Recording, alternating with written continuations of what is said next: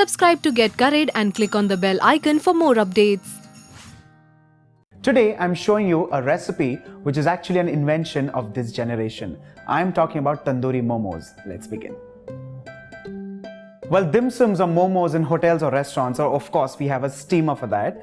But if you see momos or dim sums that are made on the street, they have a steamer, which is of course a domestic steamer. In case you do not have that, this is something that you can actually build in your own home kitchens. What I have done is I've taken a deep stock pot and I'm going to add in some water to this. So much so that of course it doesn't kind of come right up to the brim. Just a few inches is perfect. The next thing that goes on top of this is actually a sieve or a colander, which is lined with either cabbage leaves or with butter paper. You place the dim sums or place the momos, roll this on high flame. Once the steam starts generating, it'll start rolling back into the vessel, and that's where you have the most perfect steamer built in your own home kitchens. This recipe I'm going to break in various components like I always do. Let's first begin with the outer casing of the momo, for which I've taken refined flour. To this I'm going to add salt, just enough so that the refined flour kind of just gets flavored a little. To this we're going to add in oil. This is regular vegetable oil. And finally to this, water. We need to knead this into a medium soft dough. For this, try and use cold water because that way you'll get more control on the stiffness or softness of the dough.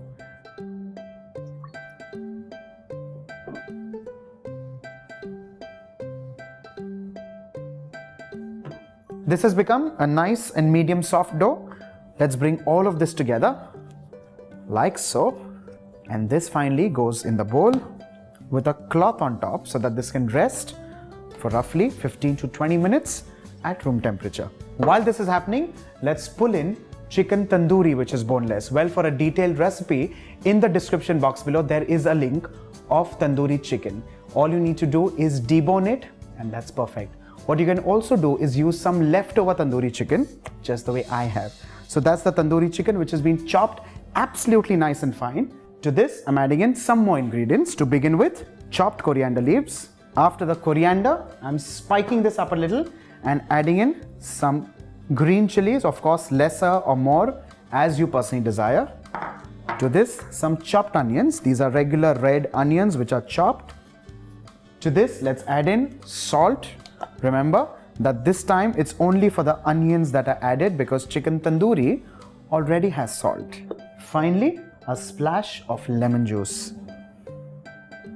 Give this a mix, and with this, your tandoori filling for the momo is done and ready. Well, I personally also know a lot of people who make this vegetarian. All you need to do is you can cut some cabbage, you can cut some carrots and just dress it up the same way. You can add in onions, coriander, chilies, salt, lemon juice and make it absolutely simple.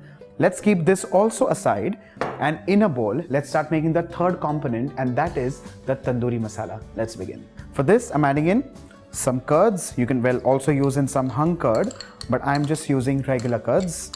Paste of ginger and garlic. Let's move on to adding in some spices and flavor, beginning with red chili powder, just a touch of turmeric, some chaat masala powder. Along with this, just a touch of garam masala powder, kasuri methi, which has been lightly toasted and crushed. Along with this, lemon juice. All you need to do is collect the seeds, and that's just perfect. Well, you can also add in some amchur or dried mango powder, but in my opinion, lemon just does the trick. Let's add in salt as required, and this time only as much as required for the marination. Finally, just a touch of vegetable oil. Well, at this stage, you can also add in mustard oil, but this one is just good. Let's give this a mix. Your tandoori marination is done and ready. The next step is to move on and make the momos. Let's move ahead with actually pinching in little marble-sized balls of the existing dough. Let's roll this first into a long cylinder, and let's pinch in little marble-sized dough balls. Keep the remaining dough under a damp cloth, and let's move on to handling a single dough at a time. You press it between your palms and dust it generously in refined flour.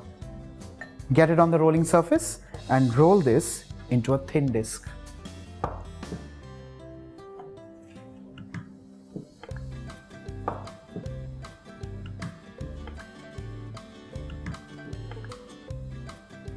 All the discs are rolled and ready.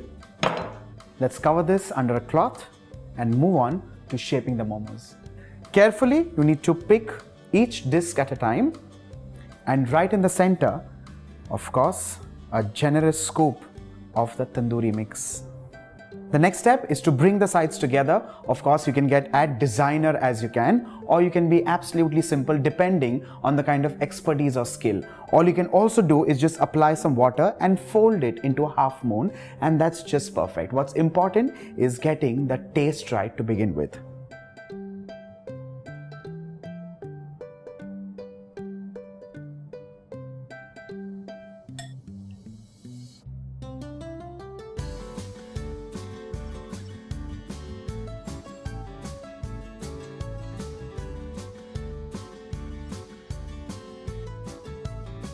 Our chicken momos are shaped and ready. The next step is to steam these, and if you closely observe, the water droplets have started collecting. That's when you open the lid and start placing in the momos, of course leaving a little distance because these are going to swell up beautifully. We need to cover this with a lid and allow this to steam on high flame for 8 minutes. That would be somewhere around 3/4 cooked, but that's exactly how we want it, because further next is rolling it in the tandoori mix. Wait and watch. With this, our momos are cooked and ready. Of course, the flame, and let's quickly check. Come closer.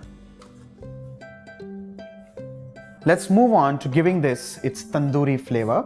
For this, we need to move the apparatus aside. We take a pan, and to this, I'm adding in some oil. Well, you can also add in butter, as you please. Let's add in our tandoori marination, which is ready already. Scrape it nicely, and we need to start cooking this till oil starts separating. Simultaneously, on the next flame, we need to light a piece of charcoal for that nice smoky flavor. Well, of course, you can do this in a tandoor, you can do this in an electric oven, or any oven of your choice, but I'm showing you an absolute home trick, and which is making this in a pan. Once the oil has released the sides of the pan, you need to carefully pick each momo, which is nice and delicate, and place it on the sides. Let's give this a gentle stir. Let's flip each momo gently so that it kind of gets a beautiful brown color, even at the top. A quick swirl, and just roll them back. With this, our tandoori momos are done and ready, but here's now introducing the element of smoke. For that, I'm going to place a little bowl right in the center, and in the bowl, I'm going to place a piece of charcoal and add in some oil. Cover this with a lid and allow this to smoke for just 30 seconds. With this, our tandoori chicken momos are done and ready. And trust me, if you notice, no worries of leftover chicken, no worries of having a steamer, no worries of having a tandoor. So now you're actually left with no reason to not make this for your family and friends. On that note, do not forget to like and share the video and subscribe to Get Curried. Bye for now.